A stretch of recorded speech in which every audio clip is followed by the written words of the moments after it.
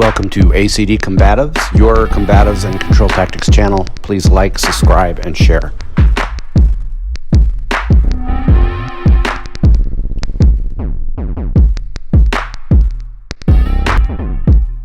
Hey guys, Coach Kurt.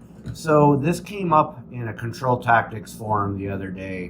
One of the instructors was saying that she had to really emphasize taking the balance to opponents, because you get an athletic police officer doing control tactics, bigger, stronger, more athletic, and they try to muscle everything. But if you're a regular Joe like me, or if you're a smaller officer or a female officer or just older or not as athletic, or even if you are athletic, you need to learn how to take somebody's balance.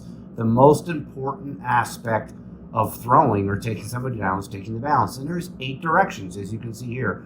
If somebody's standing firm-footed, you don't want to be pushing from the right or the left. You want to go back or on an angle or pull forward left or right. You see that from the balance. So here's the rear drop takedown. I'm lifting the opponent up, putting my knee there to block them and taking them down.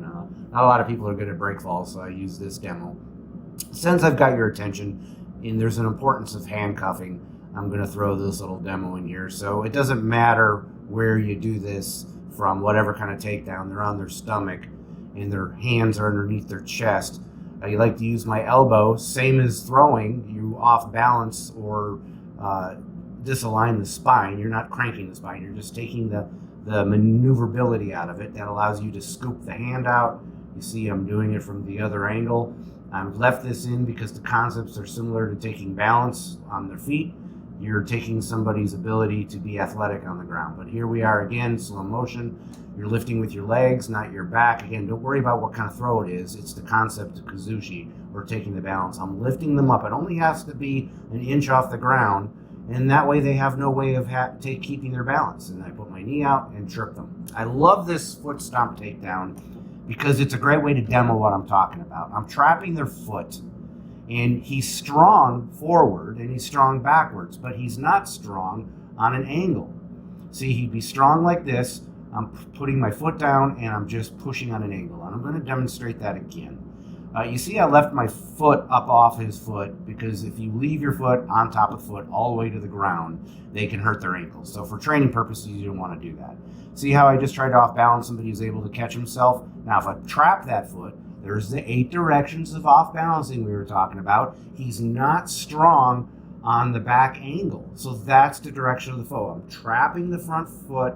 I'm taking down on the back angle. I'm going to leave this up for a second so you can see that, and boom, you just push him down. It doesn't matter what throw you're doing. This is the 8 directions you have to off balance from. If they're pushing, then you pull.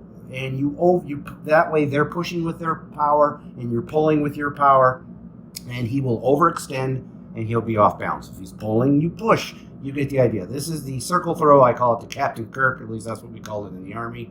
It's a good example of somebody tries to tackle you, or they drop really low because it feels strong. Yeah, you could put them in a guillotine as well, but because you can see the arm over. But I'm hanging heavy on the neck, going with that fact that he's extending too much power forward or too much balance forward, and I'm doing what's called a circle throw, or AKA the Captain Kirk. Heavy, laying heavy on the neck, grabbing the belt, and then I could be putting the knee in the chest. I'm being nice because I'm demonstrating this with Aiken. He's never done this throw before. But boom, you put the knee in the chest, or you could growing kick and throw him. There's a lot of things to add oomph to this throw. You can be as gentle or as hard as you want. So here's some pummeling. I always get, why would I pummel? You pummel because you're trying to get for the double underhooks. Here's an example of that. I've got that deep underhook on his right shoulder, and I'm controlling his left wrist. He's strong, so what do? I control the head and shoulders and hips. In this case, the head.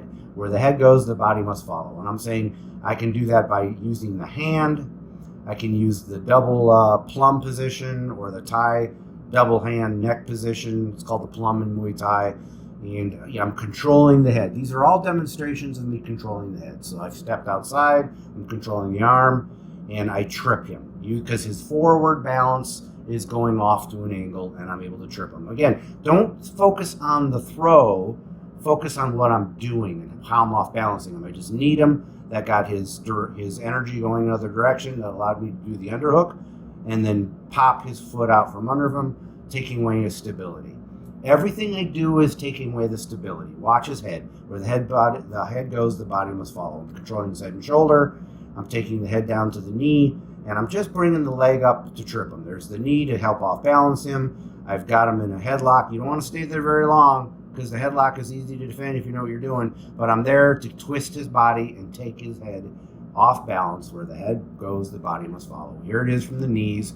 I'm pushing the head down, and I'm doing a corkscrew takedown from the knees. I'm just saying it doesn't matter if you're standing or on your knees. It's the same thing. So he blocks it by moving his foot. I pop him a couple times and pop the foot again. Guys, you have to read your opponent. Here's the ankle pick. Again, I popped his leg, but I didn't take the fall. He didn't take the fall, so I grabbed the ankle to take his balance. He steps away. I go for the throw, and he steps away. Now his balance is taken another direction. So I go forward. Boom. This is a sequence I was showing him, a training sequence of, okay, I step forward, he steps back. Okay, so now I have to take his head another direction. This is just a demo of you have to read your opponent. Here I am blindfolded. We're doing what we call clinch sparring, where there's no punching or anything. It's just clinch. And I'm blindfolded because I'm demonstrating that your eyes can deceive you. And here I do a hip bump takedown. I just popped his hips. Where the hips go, the body must follow. So the hips went forward and his head and shoulders went back. Here's another variation of that. Hip bump, taking his balance. And you're turning him over for handcuffing. As you can see, a common denominator. The throws look different from each other. Don't concentrate on the throw.